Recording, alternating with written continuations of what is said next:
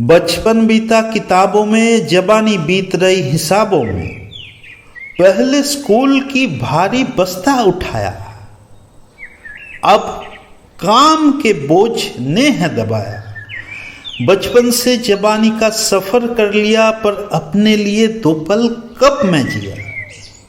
घर वाले कहते थे पढ़ लो कुछ बन जाओगे, फिर जीवन में आराम ही आराम पाओगे। नौकरी में कुछ इस तरह मशगूल हुए कि हम तो खुद को ही भूल गए। भाग दौड़ भरी इस जिंदगी में जाने कब अपने सपने पीछे छूट गए।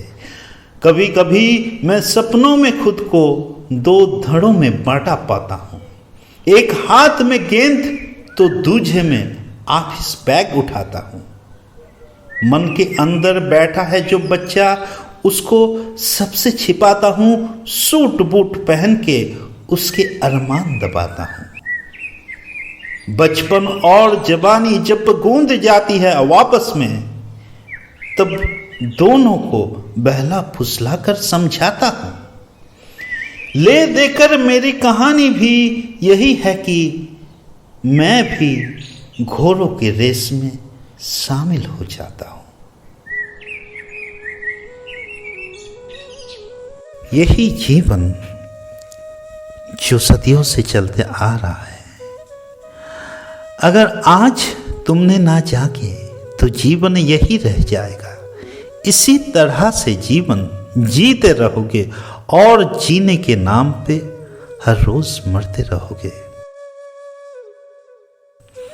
चाहे कितना भी धन कमा लो, पद प्रतिष्ठा, संसार, जीवन, परिवार सब कुछ पालो, सामाजिक प्रतिष्ठा, निष्ठा, धर्म, कर्म, फिर भी जीवन जैसे बोझ लगेगा। जीवन बोझ लगता है। अगर आज ना जागे तो जब तक जियोगे इस बोझ को उठाते रहोगे। जैसे जीसस के क्रॉस, बाइबल कहता है हर एक व्यक्ति अपना क्रॉस का भार खुद उठा के चलता है, जब तक ना वो परमेश्वर पर विश्वास करता है और परमेश्वर उसका भार वहन करता है।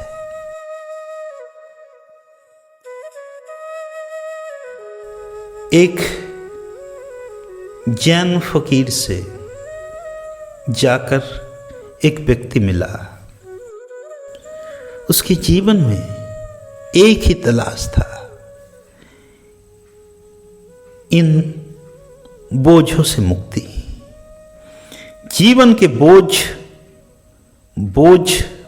पर बोझ तले दबे जा रहा एक साधारण आम व्यक्ति, एक आम मनुष्य। हर एक की कहानी representative of every common man. वो गया उस जैन फकीर के पास और कहा, कृपया ऐसा कोई मार्ग का दर्शन दीजिए जिसके द्वारा इस बोझ में दबा हुआ जीवन से मुक्ति मिल जाए। जीवन बहुत कठिन मालूम पड़ता है। क्या ऐसा कोई मार्ग मनुष्य के पास नहीं है जिनके द्वारा अपनी इस जीवन का बोझ थोड़ा कम किया जाए, थोड़ी जीवन में खुशियाँ लाया जाए और उन खुशियों को हमेशा के लिए जीवन में ठहराया जाए।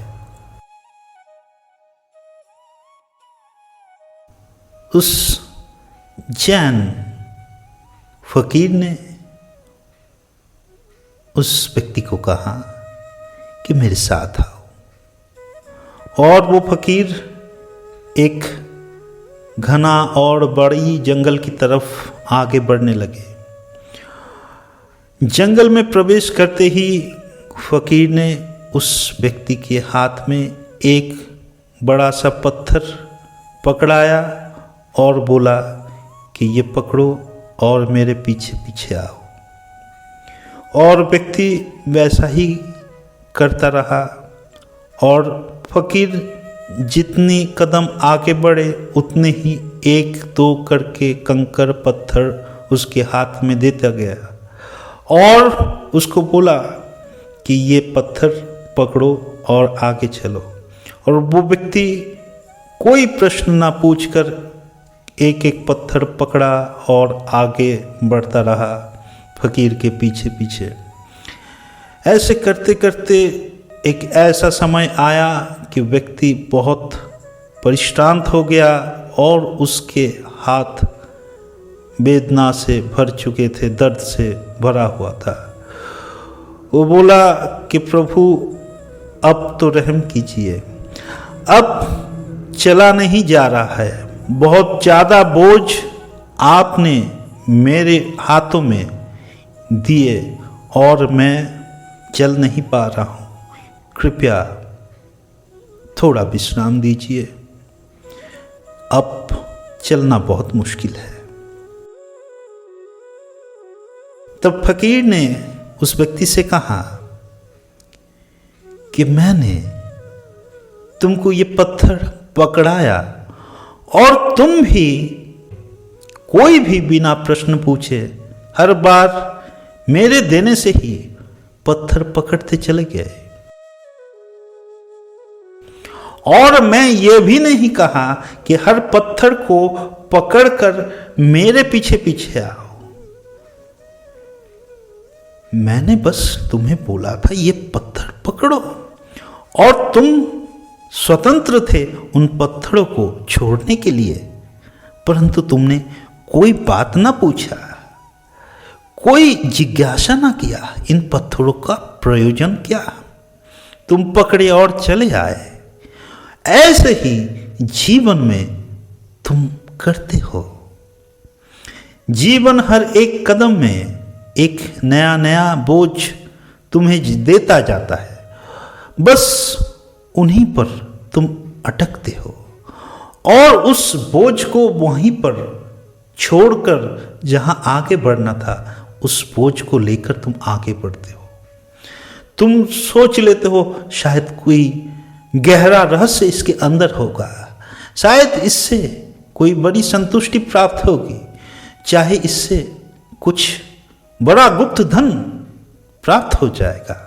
इसी कारण से विषय से तुम आसक्त होते हो और वो विषय तुम्हारा बोझ बन जाता है। तुम इच्छाओं से आसक्त होते हो और इच्छा तुम्हारे लिए बोझ बनता है। तुम इच्छाओं से छूट नहीं पाते, तुम आगे बढ़ते हो परंतु तुम्हारे साथ साथ तुम्हारे बोझ भी आगे बढ़ता है। तुम्हारे इच्छाओं के बोझ, तुम्हारे कामना वासनाओं के बोझ, तुम्हारे हर तरह के बोझ तुम अपने कंधों पर लेकर आगे बढ़ते हो। जीवन से कभी पूछो कि इन बोझों का कोई क्या प्रयोजन है, कोई दरकार है, इनकी आवश्यकता क्या? जीवन बोलेगा इनका कोई आवश्यकता नहीं है, अब तुम उन्हें छोड़ दो और आगे बढ़ो। परंतु ये तुम हो कि तुम्हारी आसक्ति तुम्हें उन बोझों को अभी भी पकड़ के रखता है, और तुम हो कि जब तक जागते नहीं तब तक प्रश्न नहीं पूछते। खुद से ये प्रश्न पूछो जरा, अब तक इन बोझों को पकड़ने का कारण क्या है? कारण जब तुम्हें पता चलेगा तुम जानोगे कि वो कोई आसक्ति है जिस पे मन अभी भी बंधा हुआ है। उन बंधनों को काटो, पत्थरों को फेंको और आगे बढ़ो। देखो मेरे जैसा आगे बढ़ना आसान हो जाएगा और रास्ते सरल मालूम होंगे। और देखो जितने रास्ते तुम आए उतना भी रास्ता मैं भी आया, परंतु मैं न थका, मैं न विश्राम चाहा। क्यों? क्योंकि मेरे ऊपर बोझ नहीं था। और तुम चाहते तो प्रश्न पूछ सकते थे और अपनी स्वतंत्रता से उन पत्थरों को वही छोड़ दे सकते थे, पर तुमने प्रश्न न पूछा। इस तरह से बोझों को जीवन में पकड़कर आप जितने आगे बढ़ोगे जीवन उतना ही भारी बनता चलेगा। छोड़ो, जाने दो, आसक्ति को जाने दो और एक नई सुबह में, एक नई सुगंध में, एक नई संगीत के लिए हर रोज परमात्मा को धन्यवाद करो। परमात्मा हर एक दिन सुंदर करके बनाते हैं। उस सुंदरता को देखने के लिए नई आंखें चाहिए। पुरानी आंखें, पुरानी नजर, पुरानी दृष्टि, उसको वही खत्म करो और नए में परिपूर्ण हो जाओ।